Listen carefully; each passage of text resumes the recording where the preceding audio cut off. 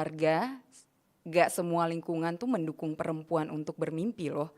Jadi aku baru aja kebetulan minggu lalu bantuin dosen dari UK riset di Aceh seputar gender. Jadi kita interview banyak orang, kita dengerin cerita mereka untuk kita paham gimana sih pengalaman mereka itu membentuk persepsi mereka tentang kesetaraan gender gitu.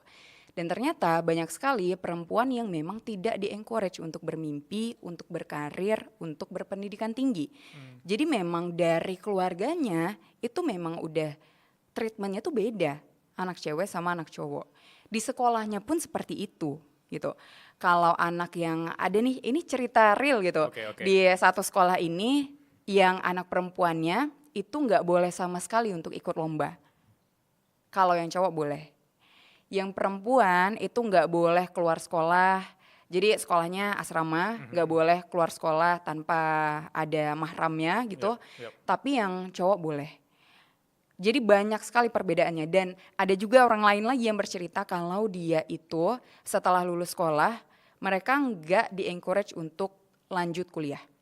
Jadi setelah sekolah mereka itu di-encourage untuk masuk dayah. Dayah itu kayak sekolah, bukan sekolah sih, informal school untuk belajar agama gitu. Ya ujung-ujungnya kalau masuk dayah ya nggak mungkin bekerja kan.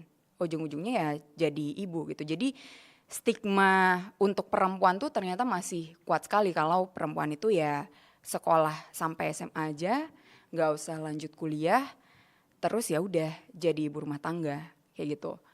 Dan itu yang membuat aku sedih sih sebenarnya.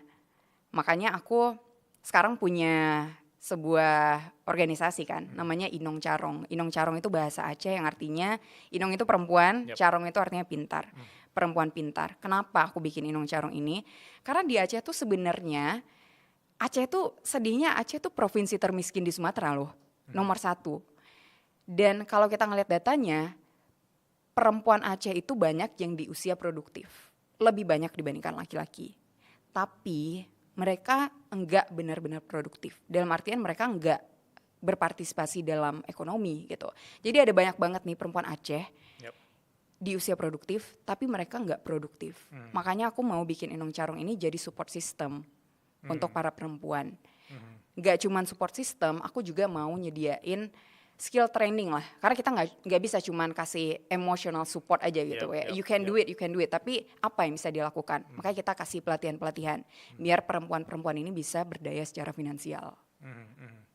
Dari sisi Lavina sendiri, ketika memulai ini atau punya mimpi sejak kecil, struggle